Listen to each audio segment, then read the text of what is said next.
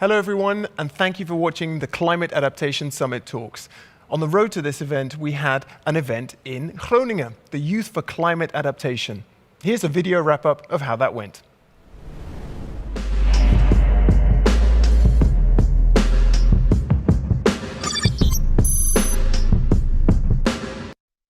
Good afternoon and welcome everyone, young leaders from all over the world and distinguished guests. Thank you so much for joining us. My name is Marieke IJskoot. I'm a sustainable lifestyle expert, author of the book This is a Good Guide for a Sustainable Lifestyle, as well as a speaker and presenter. And it's a real honor to be your host for this session. Today, young people will officially hand over the Global Youth Call to Action on Adaptation, and the Global Center on Adaptation will launch its Youth Leadership Program. I will welcome many special speakers today, both live in person as well as virtually, but you are, of course, an integral part of this too. Now, we're coming to you live and direct from Groningen in the Netherlands, so we are very happy to welcome Ms. Glimina Chakor, elderperson of the city of Groningen and responsible for climate adaptation.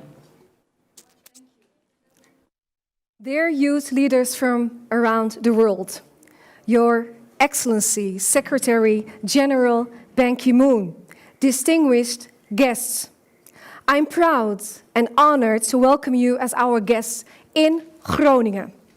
The voice of youth is very important in the climate adaptation debate. Climate adaptation is about your future. Currently, half the world's population is under the age of 27. This will increase to 62% in 2050. Therefore, youth involvement is crucial. You contribute to building a climate-resilient society by bringing input and ambition to the table. This is essential to the development of adaptation solutions. It is of a great importance that you, as international youth, launch a call for action to world leaders that gather in the Climate Adaptation Summit in The Hague next Monday.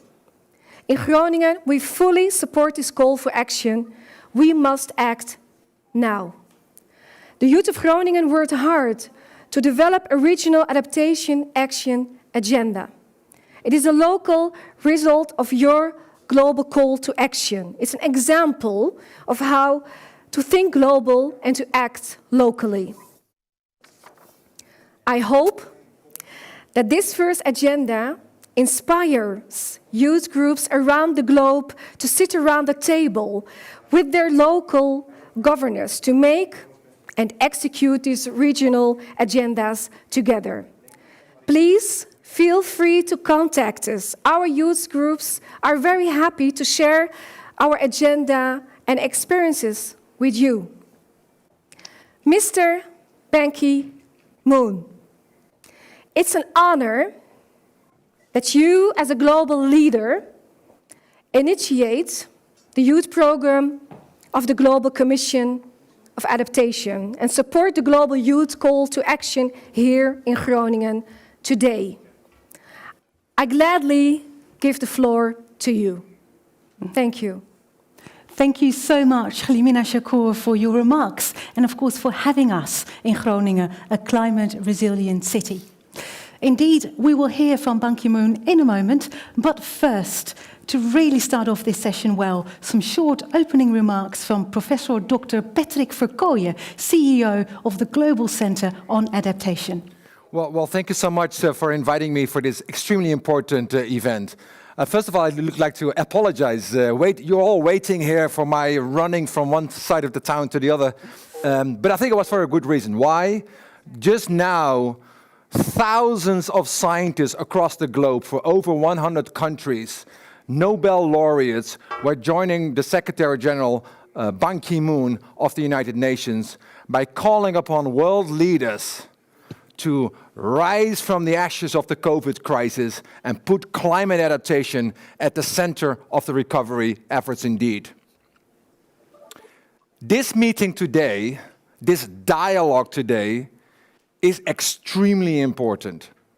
Why? Climate change, climate adaptation, the climate emergency is an all-of-society effort. We need government leaders? Yes, we do. We need finance ministers? Yes, we do. We need city mayors? Yes, we do. We need the private sector? Yes, indeed. But we also need young voices. We need you to make the case on adaptation, to lift the bar and to drive us forward. Earlier this week, this was quite a historic week, quite frankly, with the inauguration of Joe Biden just a few days ago, with the US administration getting back to the Paris Agreement. We all saw that, we all welcomed that. We saw the poet earlier this week. This was one of yours, this youth poet, and there was one specific sentence which really resembled very strongly with me. We will not march back to what was, but move to what shall be. We know, we have heard many times, climate change is a hoax. Climate change is something for 2050. Well, tell that to a mother in Kisumu, Western Kenya, who cannot feed her children because the rain didn't come. Tell that to a family in the southern side of Bangladesh, because perhaps their lives were protected from the cyclone, but their livelihoods were gone. Tell that to a boy in southeast Washington, D.C., who cannot go to school because the heat waves were coming and his family could not afford air conditioning. This is a profound moral injustice in the system which needs to be corrected. Climate adaptation, lowering the vulnerability of our system, needs to be on par with lowering our carbon footprint. You have been extremely effective in marching forward in making the case to zero net emissions, so that we stay within 1.5 degrees Celsius warming. But even if we do, even if we stay within 1.5 degrees Celsius warming, we still have to adjust to systemic shocks.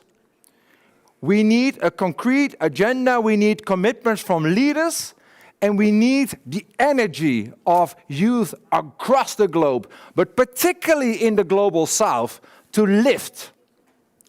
This intergenerational dialogue is critically important. It's not a sideshow or a precursor to the Adaptation Summit. This is the core debate. I'm keen to join the intergenerational dialogue itself. And let's move forward together.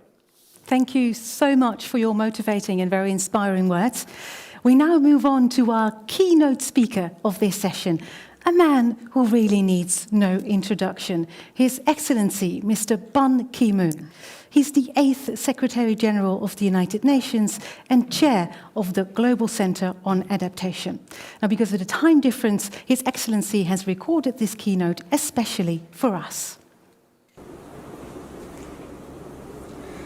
Good afternoon, ladies and gentlemen, distinguished guests, and most importantly, global young leaders. Today, we are gathering to shape the script for a new vision, a new future on adaptation through the Global Youth Call to Action on Adaptation. Climate change has endangered our communities and livelihoods. Across the globe, it has caused massive flooding and deadly wildfires.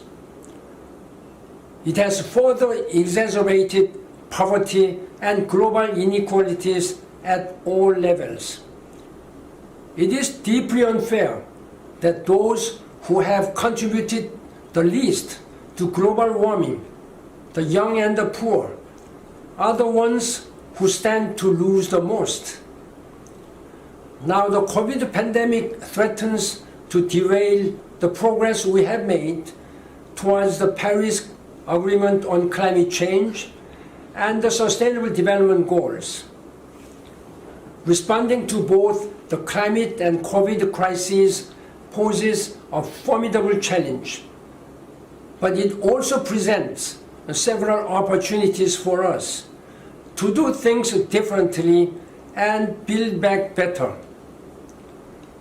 We have the opportunity for a greener recovery, to generate more green jobs and to create more resilience in our communities. And it is you, young people, who are the keys. You are the first generation which has never known a world without global warming. It is a moral duty of my generation to give you the space and the means to succeed where we have failed. Your ambition, dynamism, and determination, when coupled with opportunities and financial support, will be a huge boost towards building a more resilient future. I'm thankful to you all, representing youth networks and young people from over 115 countries, for joining us today and contributing to this call to action. Your perspectives and priorities are fundamental to advancing the adaptation agenda.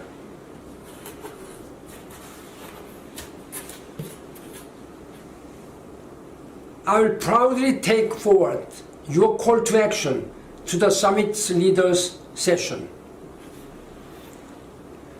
As the chair of the Global Center on Adaptation, your call to action will guide our work as we work with you to support countries and communities around the world to accelerate adaptation action. You have spoken, and we must listen, and together we must act. I call on global leaders, governments, business, and civil society to make this decade a decade of action, a decade to invest in young people. This is an investment for current and future generations. This is the time to act. Let's truly unite to adapt our world. Thank you. Thank you so much. And don't you agree, no one can say it better than he can. That really hits home when he gives us that message. Now, without further ado, let's commence the presentation of the Global Youth Call to Action on Adaptation. To start us off, I'd like to welcome Ms. Nisreen El Sayem, Chairperson to the Secretary-General's Youth Advisory Group on Climate Change. Nisreen, why are youth so important for the adaptation agenda? Thank you very much for giving me the floor. I'm so happy and glad to be here. It's an honor for me, actually. Well, it's very obvious that young people are in the front line of every climate crisis, every climate struggle. And it's us, the next generation, who will be actually facing the climate issues very clearly and very widely. I mean, in Africa alone, more than 11 countries witnessed severe floods last year in 2020. Sudan was one of the countries that suffered the most from floods in 2020. We lost more than 800,000 people became homeless, more than 275 houses, 1,000 houses were actually destroyed. And we had to deal with waterborne diseases after the floods, not mentioning that our health system was already collapsing, and also not mentioning that COVID-19 made everything looks very much harder. It's very important also to highlight that it's us who will deal with the situation, so it should be us also who are getting prepared to that and be included in every step of the adaptation policies and adaptation plans in our countries. Young people are the movement of the change, and us inside of the UN Secretary General's Youth Advisory Group, representing the world different areas, we will make sure that in our term as the UN Secretary General's advisor, to include as much young people as we can, and also to give them, as Mr. Ban Ki-moon mentioned, the right resources and capacity building to deal with the situation. Thank you very much. Thank you so much, Nisreen, for sharing your story with us and also for your amazing work. It really highlights how important, also how urgent youth leadership is to advance climate adaptation. Thank you so much. I'd like to now invite Ms. Adriana Valenzuela, the lead of the Youth Leadership Program at the Global Center on Adaptation. Could you tell me how this call to action was developed, please? Thank you, Marika. Excellencies, young people from all over the world, ladies and gentlemen. Today is a day to celebrate. It's a day to celebrate the energy, the creativity, and the commitment of young people from all over the globe. Youth are powerful agents of change. Empowering them is crucial for implementing the Paris Agreement, but as well for the transition towards a climate-resilient development. Last year, the Global Center on Adaptation, and it is a Youth Adaptation Network, organized 15 consultations to give youth a platform to express their ideas and their recommendations. These consultations mobilized youth from 120 countries. And the result is this, the Global Youth Call to Action, Adapt for Our Future. I would like to use this opportunity to thank all the youth networks, organizations, and young leaders for engaging and participating in this process. Your recommendations and action really matter. I, as the lead of the Youth Leadership Program at the Global Center on Adaptation, I am committed to support your action to implement all these recommendations. You are not only the leaders of tomorrow, you are also the leaders for today. And what we need is your action, that you lead this transformation in your communities. I encourage you to continue working, to continue following your dreams, and the most important is to make your communities climate resilient.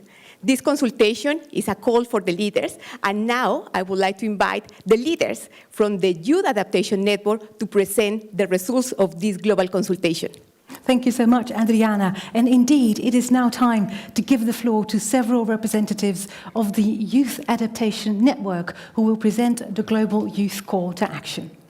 First up is Rui Ruzaba from Bangladesh, followed by Vera Santing from the Netherlands, Andrea Cantillo from Colombia, and Joshua Amponsem from Ghana. Greetings, everyone. My name is Ruhi. I'm from Bangladesh, and I'm part of the World Scout movement. Through scouting, we empower young people to actively and effectively work on the Sustainable Development Goals from the very root levels. I'm here representing the voices of young people around the world who are calling for climate justice and are already playing a significant role in how countries, communities, and businesses respond to impacts of climate change. We, the Youth Adaptation Network, together with young people across the world, are united through this global youth call to action on adaptation to demand world leaders to adapt our world for our future. We call for a decade of action to prepare the young generations for the transition towards green and climate resilient development. To adapt for our future, we call upon governments and all stakeholders to make the most of the unprecedented opportunity post-COVID-19 to implement the call to action on adaptation, in addition to their mitigation efforts and Paris Agreement targets. Thank you. Now I pass it on to my colleague, Vera. Thank you very much, Rui, for your beautiful words. Dear people of the Earth, the past months, me and an amazing team of young enthusiasts from Groningen have looked into the world of climate adaptation and policy making to work on this regional action agenda. We learned that in order to move forward sustainably, it is most important to open up the dialogue for all those with and also those without a voice. We have to realize that we share planet Earth and that only through cooperation we can maintain this place habitable. We have to be humble towards nature and realize it's not a battle we're in, it's a collaboration. The past months we were often asked, what is it your voice contributes? Well, to that I want to say that our voice is the future. In order to prepare for this future, we have to experience the challenge of finding solutions and preventing problems.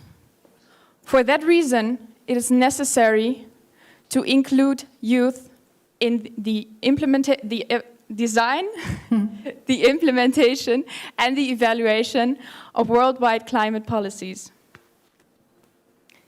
We also have to invest in universal education to empower youth to engage and to adapt to a changing climate.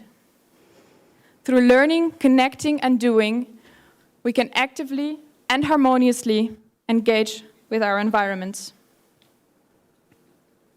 As we can see at this conference, youth from all over the world is mobilizing to join forces. Let us learn through action and act through connection. It's time to act and adapt. Thank you. I will now give the word to Andrea. Thank you, Vera. My name is Andrea. I am a young climate professional. I am part of CLIC, the Latin American and Caribbean Youth Climate Movement. I will share with you the voice of youth in Latin America and the world who have created this call for action. One of our calls to world leaders is to include us in the adaptation and resilience work that needs to be done. This could be in the form of jobs, internships, partnerships with the private sector, and through innovative financing mechanisms and technical assistance to support youth-focused projects. The expansion of economic opportunities for youth and youth-led businesses are needed actions for this decade, as we are the ones who will face the consequences of a changing climate. I cannot finish without stressing the collective demand of my fellow youth to strengthen youth leadership of girls, of young women, of indigenous youth, and young farmers. The participation of vulnerable communities in the solutions that are being created and that will be created is vital, as every territory faces different needs and they are the experts of their own lands. Thank you. Now I will give the word to Joshua. Thank you very much, Andrea. World leaders, distinguished guests, youth networks, ladies and gentlemen. In the past 10 months, I've been very amazed by the extent of commitment and willingness and the passion and desire of young people whom I've been talking to and consulting with on climate change and climate change adaptation in particular. Through this work, I've come to realize that it is important for us to set priorities on what needs to be done. And this is what have come to be developed into the decade of action which we are presenting today. It is very important to highlight the need for policymakers to increase their own capacity to engage with young people and not always have young people seeking to participate.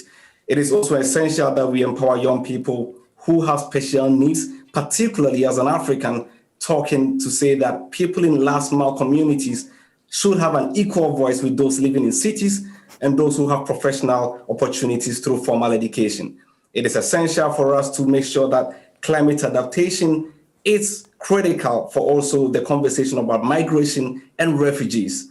I will say that as young people, we commit to work together with existing youth networks, not only those who are working on climate change, but all youth networks in general, because the climate crisis affects every possible issue you could think about on the planet right now. Secondly, to highlight that we do not have time.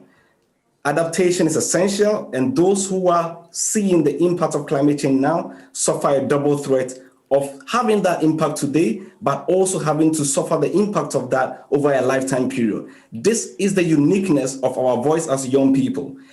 Right now, I will say that we have to work together with formal institutions, with organizations like the GCA, together with other stakeholders to ensure the implementation of the Global Youth Call to Action. We will continue to act as change makers, and we will continue to work on mitigation as well as increasing our efforts on adaptation to climate change for a resilient future, not just for young people, but for all. Thank you very much, and I hand over back to the moderator. Thank you so much, Joshua. Now that we know what the Global Youth Call to Action and also the Regional Action Agenda are all about, let's move to the actual handover. So exciting. Important to stress that in this we are joined virtually by the Youth Adaptation Networks and many other youth networks all over the world. I say, Joshua, take it away. Thank you very much. At this point, I will say a very big thank you to everyone who contributed to this global youth call to action on adaptation. It's been working together with a lot of young people from different parts of the world, and all of us together now virtually, those streaming online, those sitting at their homes, those who are not able to connect because of internet and electricity issues, we are all together as one and represent this global youth call to action to global leaders. And I'll start by handing this over virtually to Secretary General Ban Ki-moon, to our very own Minister Kora, who is with us today, handing over to famous footballer Mr. Ian Robin, to Her Royal Highness Princess Jigma from Burkina Faso, and to the CEO of the Global Center on Adaptation, Professor Dr. Patrick Verkooijen. Thank you very much. It feels like a round of applause to me. This is an applause kind of moment. Yes. Congratulations, all of you. And I would like to invite Mr. Arjen Robben, legendary football international and a global pioneer in sports, currently playing for FC Groningen, to respond to the call to action that was just handed over to him. Yes, ladies and gentlemen, young leaders in adaptation all around the world, it is a pleasure for me to have the opportunity to speak to you today. You probably all know me as a professional football player, but I'm also a resident here in Groningen and the father of 3 young children. And in all these roles, climate change has its influence, and I'll explain you why. First of all, to start, as a resident here in Groningen, I really feel for the people who suffered from earthquakes due to gas extraction. It is good to see the many initiatives to solve this problem with environmentally friendly solutions. Like, for example, replacing natural gas for hydrogen gas. But also here in Groningen, last summer, we were suffering from droughts and heat waves. As a professional football player, I know how important it is to have the right circumstances to be active in sports. Many athletes around the world, from children to professionals, are affected by the changing climate and rising temperatures. I think we all know how important it is to be able to have the ability to exercise, to stay fit, both physically and mentally. And last but not least, of course, I'm also a father of 3 young children growing up today. I want them to grow up in a safe and healthy environment. And we don't talk about it every day, but conversations at our kitchen table sometimes are about solar panels or windmills or waste separation. And that's because climate change is happening, and it's happening right now. So it doesn't really matter if you're a football player or just a father or a resident in this beautiful city of Groningen. We all have to deal with it, and we have to act. That's why it's really inspiring to see that young people like yourselves are aware of the challenges we are facing now and for the future. Together, we have to adapt and keep working for solutions to keep our world a safe and healthy place. I will support you, so you can count me in. Thank you. Thank you so much. Your words not only speak to sports fans, I think, but also to fans for a healthy climate and a better world. And listening to you, I suddenly realized how thrilled my late father would have been at this particular moment. Because we always used to watch football together every Sunday evening. I've done that for maybe 20 years with him. And he was always very much into my work as well as a sustainability expert. So this moment where those two things come together, he would have been so proud and so happy. So thank you so much for caring about this and dedicating time and effort towards it. Also, I'm pretty sure on behalf of my late father. Thank you. Thank you so much. This just came to mind whilst listening to Arjen, but I now realise this is actually the perfect bridge to the next section of this session, which is a dialogue between generations. There you go. So please please join me in welcoming our guests. Our global youth leaders are Paola Diaz-Ayen of the Global Youth Biodiversity Network, Vera Santing, our Youth for Climate Adaptation Ambassador from Groningen, and Emily Bobo-Ndombakse-Dola. She is a representative of Yongo, the youth constituency of the UN Framework Convention on Climate Change. Our international experts and leaders are Her Royal Highness Princess Abzita Jigma from Burkina Faso. Also, of course, Mr. Cora van Nieuwenhuizen. She is our Minister for Infrastructure and Water Management of the Netherlands. And we welcome back Professor Dr. Patrick Verkooijen, the CEO of the Global Center on Adaptation. Your Royal Highness Princess Abzita Jigma, could you please open the floor and this dialogue with your first question? Thank you so much, Marieke. And allow me to also acknowledge your beloved father, because when we have our mentors, we can move on. And that is a perfect illustration, I want to start. And also thank this entire Secretariat of the Adaptation. It has been a huge work, running left, right with the CEO. And I'm so glad to see that we have Arjen Robben who joining us. And when a football player, he knows what it is to fight, how to score and to keep the eye on the ball. And if I may make the link, let's keep the eye on the climate action ball and to score together, because football is federating. And that is the whole thing together here today. And you can count me in as well to raise and to support the mobilization together with our Excellency, the Minister, who give us the privilege to be together. And I can tell you at the COP, she was really, really running from session to session and really welcoming everyone on the field. And I can tell you that is hours without sleeping. Thank you so much, Your Excellency, for your continuous support and for your willingness, because this is about the willing coalition. Thank you so much. And I'm very glad to be in the session and to exchange and to hear the thoughts of our youth and to move along together. I will stop here, Marieke. Thank you so much. But thank you for your amazing words. Could you please open the floor with your first question? Sure.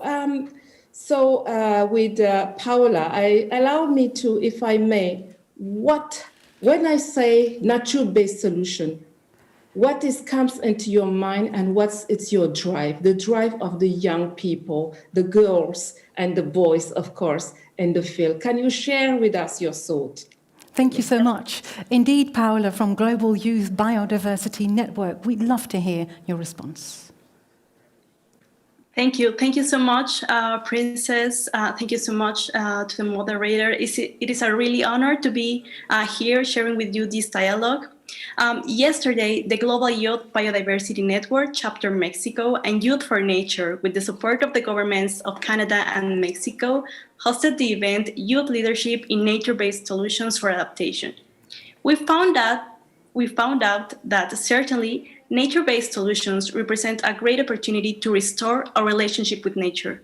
It is a chance to bring together the voices, the willingness, and resources of different actors under a common understanding, considering in the process, of course, the involvement of indigenous peoples and local communities, with defined safeguards for their rights and for biodiversity.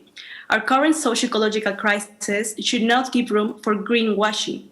Actions that in the long term threaten our ecosystems and the creatures that live within could not be considered as nature-based solutions.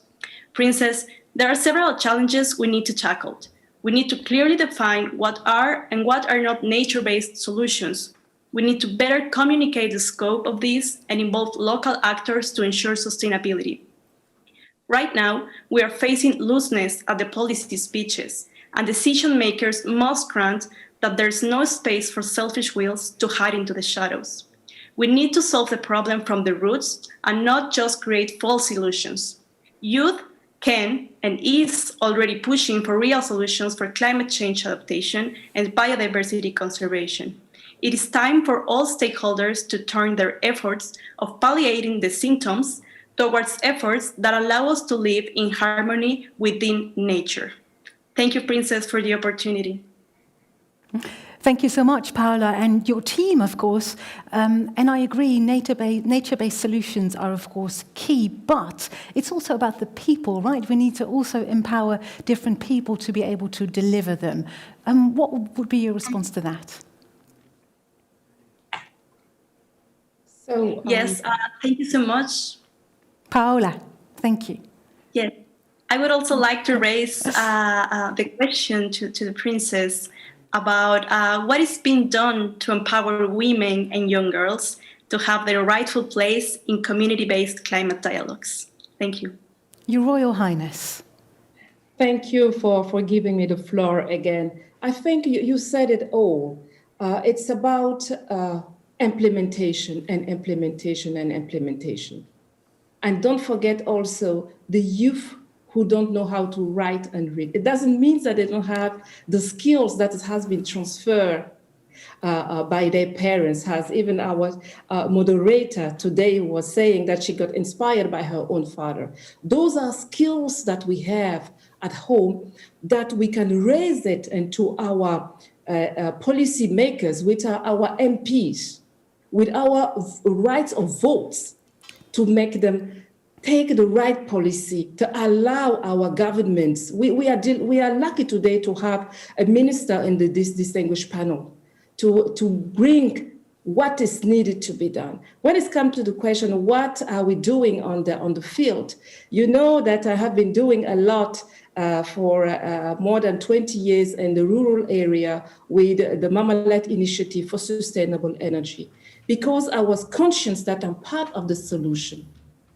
Then there is no more time for complaint, but everybody needs to start doing his part.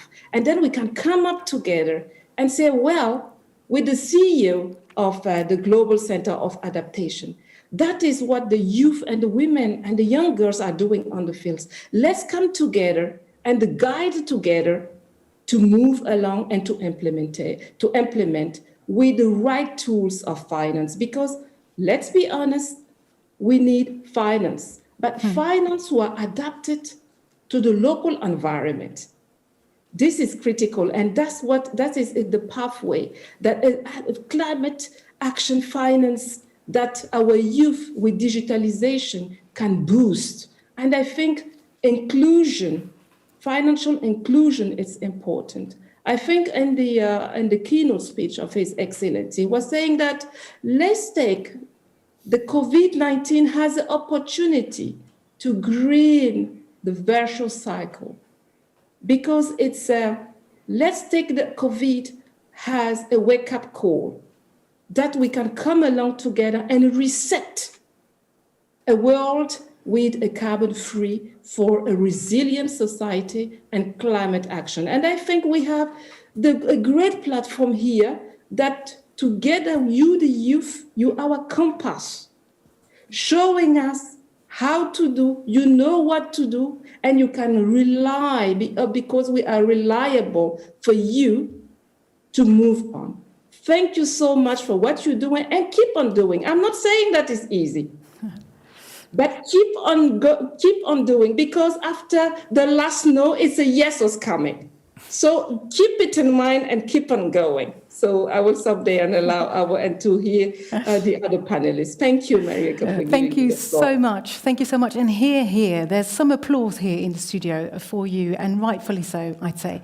So let's hear from one of those very strong youth climate leaders. We have Vera Santing here, a Youth for Climate Adaptation ambassador locally from Groningen. Vera, what are your thoughts? Yeah. Thank you. I have a question for Cora van Nieuwenhuizen. So I was wondering, how do national governments work with young people to deliver ambitious adaptation commitments?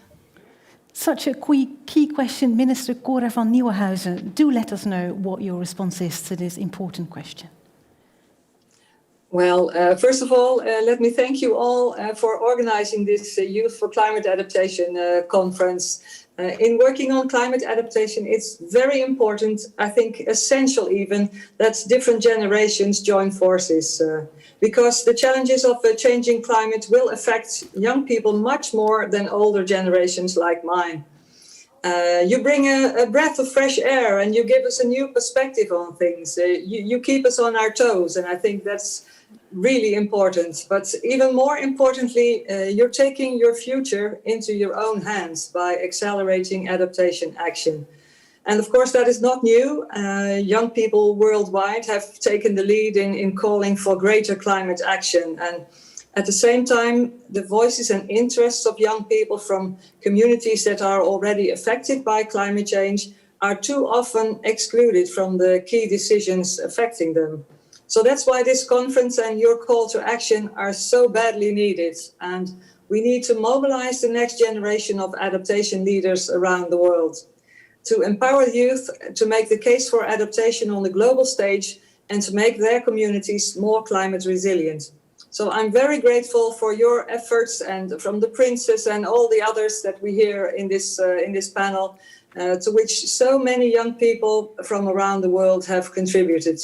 The Climate Adaptation Summit is now only 3 days away, so world leaders will come together to discuss climate adaptation and make agreements that will result in action. Your voice, your call to action needs to resonate during that summit. And I'm more than keen to support you in that, because in the end, ensuring climate resilience for the next generation is in all our interests. I have, like Arjen Robben mentioned, not 3 young children, but I have 4 older children. But still, it's in all of our interests that we create a resilient future.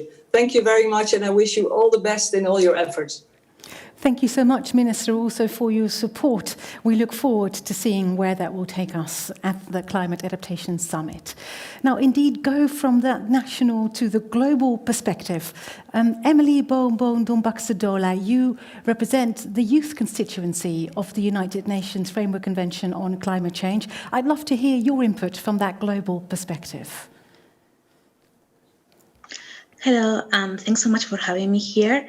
And yeah, I'm here representing young people from all over the world who normally get together and work remotely and on the ground at key international events on like different policy positions or recommendations that we advocate for leaders to share. And I think I would like to ask me first like a question on now that the global declaration, the global youth declaration has been made. I would like to know what are the plans and the concrete steps which are out there in order for the Global Center on Adaptation and other key stakeholders to implement the call to action that young people were working on? Because from my own experience working and preparing these policy proposals and these documents, it takes a lot of hard work and organization to do it. So I would really like to see the work of young people on this honored through actual implementation. Thank you so much, and I very much agree. Concrete steps are now key. So, Mr. Verkooijen, please tell us which your organization will take. Well, first of all, thank you so much, Emily, for your very profound question. Before I would like to answer it, I would like to recognize Minister van Nieuwenhuizen. Minister van Nieuwenhuizen, 2 years ago, when she initiated the Global Commission on Adaptation, chaired by Ban Ki-moon, Bill Gates, and Kristalina Georgieva, in her opening statement when the Commission was launched on October 17, 2018, she said, we need to build a movement. And look at where we are today, with youth voices from across the globe, with scientists from across the globe, with a famous football player just standing next to me. Minister van Nieuwenhuizen, what we have achieved today could not have been done without you. So thank you so much, Madam Minister. I also would like to thank the Princess for her 3 messages. Action, action, action. And last but certainly not least, I want to thank sort of my hero, Arjen Robben. by indeed not only keeping your eye on the ball, but also by lending your voice to this very important agenda indeed. Now, Emily, back to your question. So what are we doing on a Monday morning once the summit is over to not only support you in your advocacy effort, but also to empower you to act? Today, we're launching our Youth Adaptation Leadership Program, which has multiple components. 3 stand out. 1, today we are launching a Youth Adaptation Solutions Challenge. What does that mean? Together with the African Development Bank, we would like to partner with you. If you have good ideas on how to implement a specific idea, how to scale it up, how to replicate it, we would like to partner with you. Secondly, as part of that Youth Adaptation Leadership Program, education is critical. Earlier today, the Open University of Groningen has been launched by President Jouke de Vries amongst the Nobel laureates, but also today, a so-called MOOC, and this is an acronym which you know, an online training program has been launched with the ambition of supporting over 1 million young leaders, including yourself, to get trained, to get educated, to get empowered. So please count us in for that MOOC. It's online right now, so please start using it. And thirdly, we have our own youth adaptation program within the center. 2 years ago, here in the city of Groningen, we launched, Minister Cora van Nieuwenhuizen and Ban Ki-moon launched a young leadership program. What does that mean? It means a sort of an upgraded internship program here in the Netherlands through our regional offices across the globe. And now, as of today, we also have added a particular collaboration with major companies across the globe. So we would like to welcome you at the Global Center on Adaptation, not as an intern, but as a young leader to drive this agenda going forward indeed. I understood that there was also a video you wanted to show. This would be a perfect moment for it, I'd say. Please. Go for it.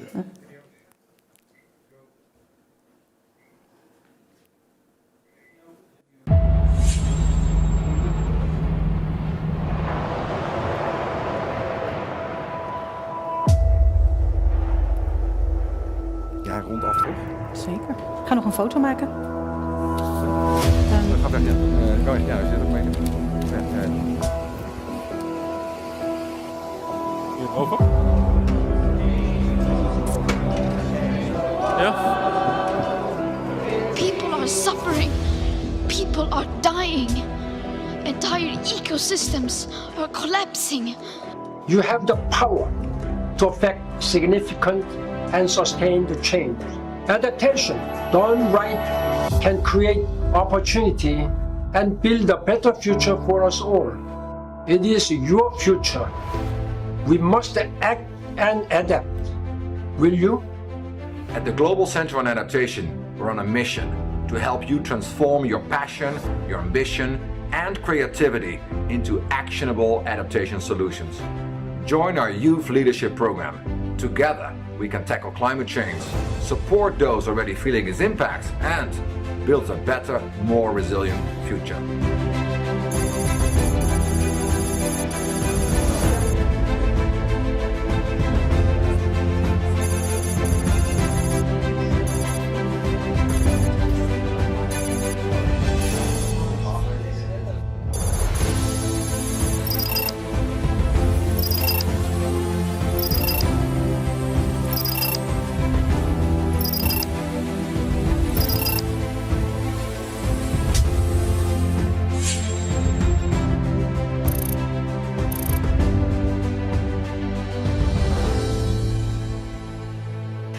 The Global Youth Call to Action on Adaptation and today's sessions will be presented as the youth contribution to the International Climate Adaptation Summit this Monday and Tuesday, hosted online by the Netherlands. This summit brings together global leaders as well as local stakeholders to launch the Adaptation Action Agenda, and this session will be shown here, so that is really, really cool. Thank you so much again to our amazing guests for their contributions, but moreover, a massive thank you for joining us and for all you do to make this a better place. You matter, and we will make it happen. Let's work together to adapt our world. Enjoy, and see you soon. Thank you so much. Bye-bye.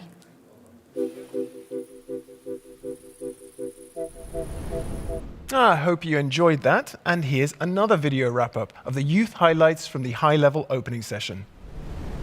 During this summit, public and private sector partners from all over the world will present solutions, actions and best practices on resilient infrastructure, on delta development, on food security, on resilient cities and disaster risk management.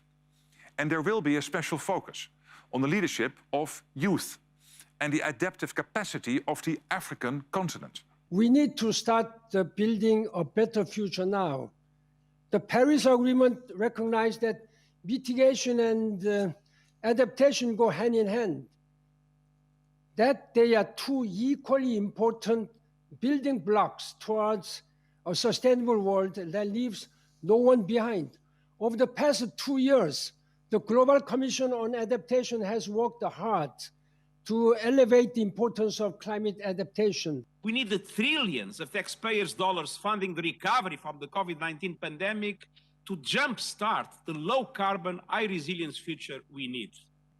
Young people have done the least to cause climate change, and yet will suffer its impact the most. Across Africa, the continent with the world's youngest population, we must scale up the solutions that deliver green jobs and resilient livelihoods. Adaptation is not an option. It's an urgent task for the benefit of this generation and those to come. I'm today launching an all-new Adaptation Action Coalition, which is a joint effort between the UK, Bangladesh, Egypt, Malawi, the Netherlands, St. Lucia, and the United Nations. So, let 2021 be the year that we fight back, not just against climate change, but the effects of climate change that are already being felt. If we take care of Mother Earth, she will continue to nurture us. This sentiment should guide our way forward. C'est pourquoi il nous faut, dans l'esprit de l'accord de Paris, faire preuve d'ambition et de solidarité. Il en va de notre responsabilité à tous et de notre responsabilité à chacun. Mais il est tout aussi important d'accélérer la mise en œuvre d'actions d'adaptation sur le terrain afin de réduire la vulnérabilité de nos sociétés. 我们要树立你中有我，我中有你的命运共同体意识，坚持多边主义，开展适应气候变化国际合作。 President Biden has made fighting climate change a top priority of his administration. We have a president now, thank God, who leads, tells the truth, and is seized by this issue. And President Biden knows that we have to mobilize in unprecedented ways to meet a challenge that is fast accelerating. And he knows we have limited time to get it under control. Climate resilience is a critical priority.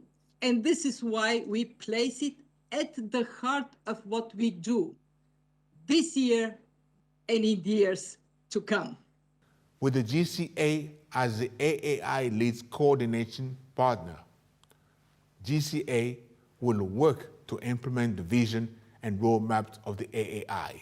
The World Bank Group plans to invest over $5 billion over the next 5 years to improve livelihoods and restore degradation.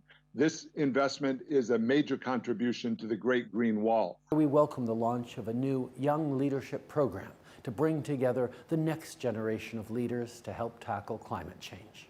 So thank you to everyone for joining us in this fight, and thank you to the young people for stepping up and getting involved.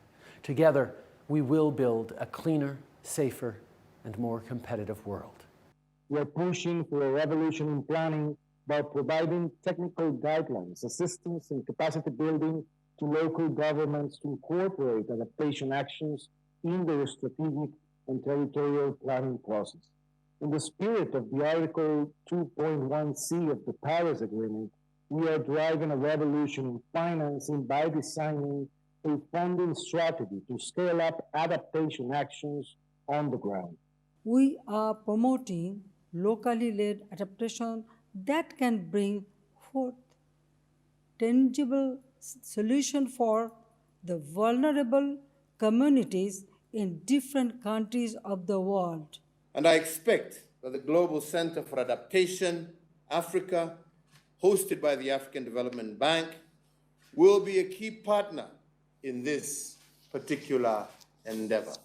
My late mentor, Kofi Annan, the former United Secretary General as well, once told me, the only promises that matter are the promises kept. Let's turn words into action, hope into reality, promises into financing for Africa. And next up is a video about youth leadership, announcing the collaboration between the GCA and 14 leading GCA companies and their youth leadership program.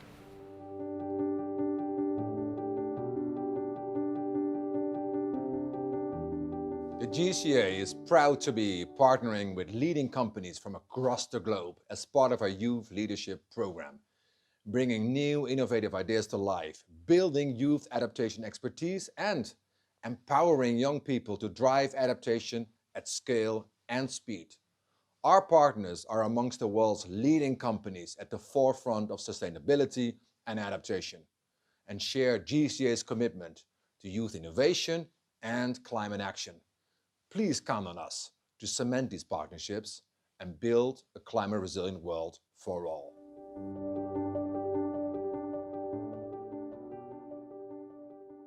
As the CEO of Macquarie and a Commissioner of the Global Commission on Adaptation, I support our teams in harnessing private capital to mitigate and adapt to climate change.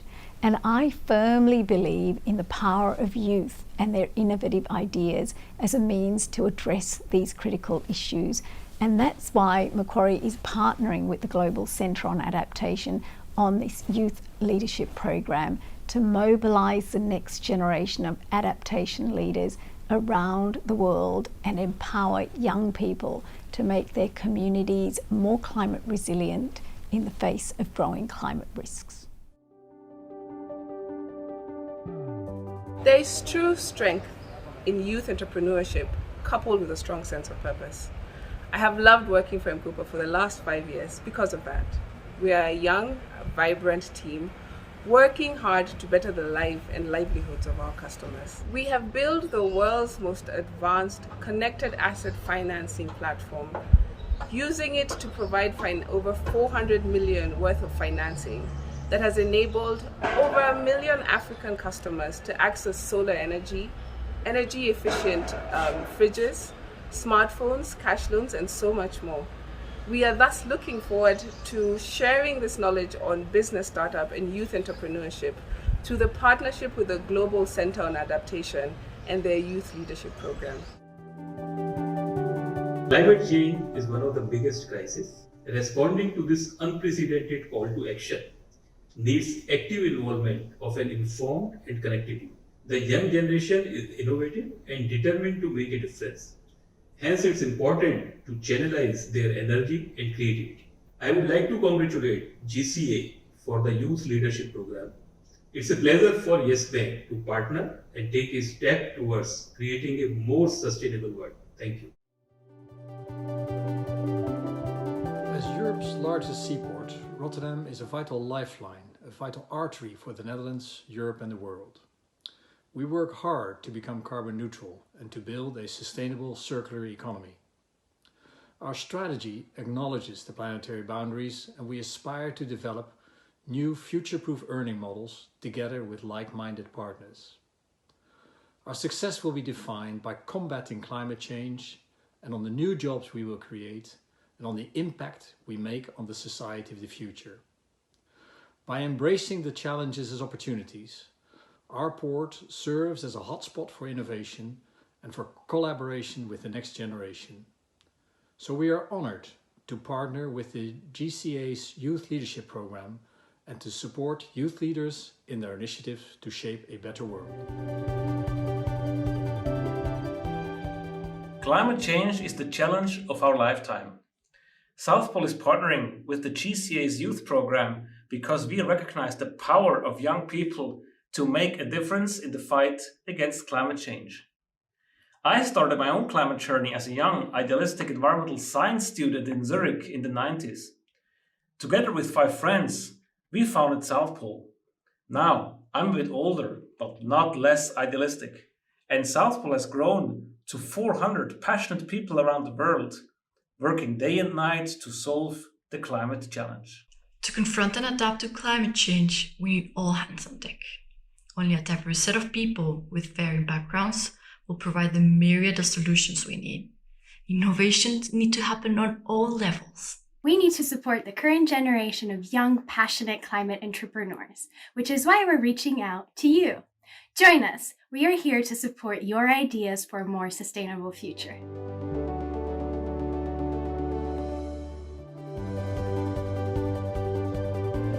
We're a leading global advisory, broking, and solutions company that helps clients turn risk into a path for growth.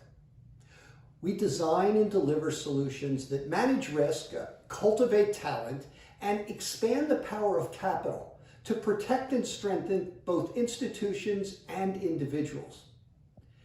This unique perspective allows us to see the critical intersections between talent, assets, and ideas. And that's really the dynamic formula that drives business performance.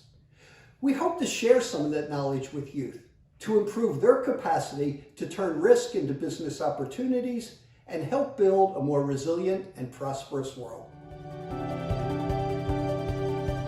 With a current renewable footprint of over 43 gigawatts and major commitment for further investments in green energy, the Enel Group is leading the transition to a renewable and resilient global energy system, powering a more climate-resilient world.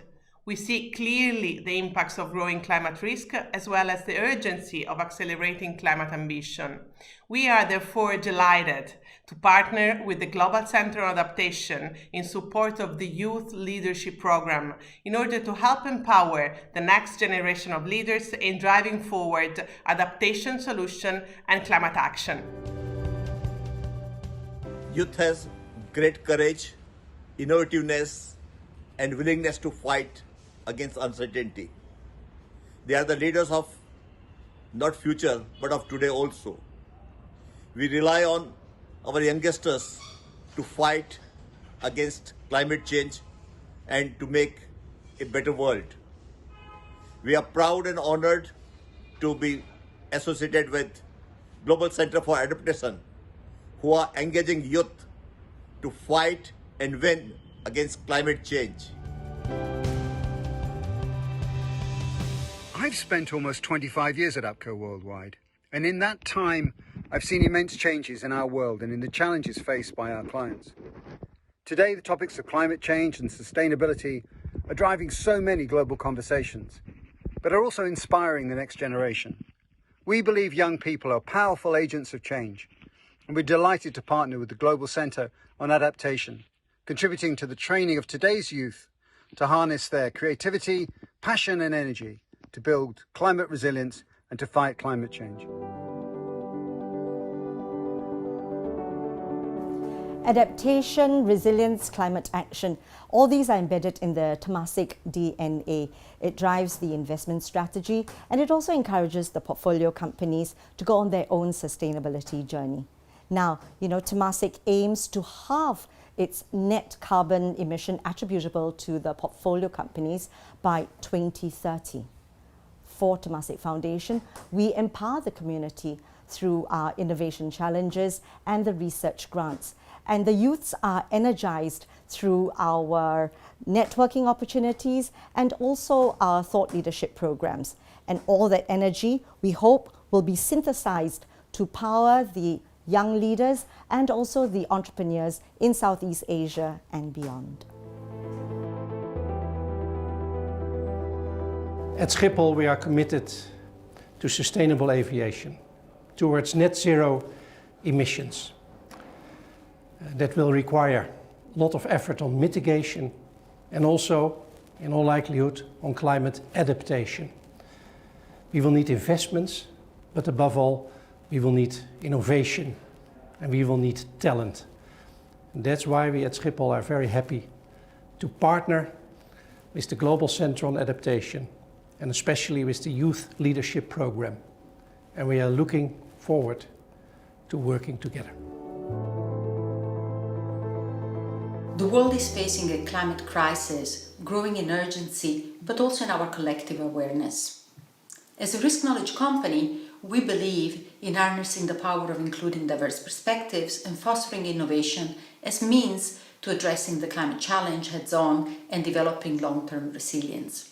Swiss Re is therefore delighted to be partnering with the GCA on its Youth Leadership Program and contributing to building adaptation expertise amongst the future generation of leaders. Thank you for joining in, and we'll see you in the next session.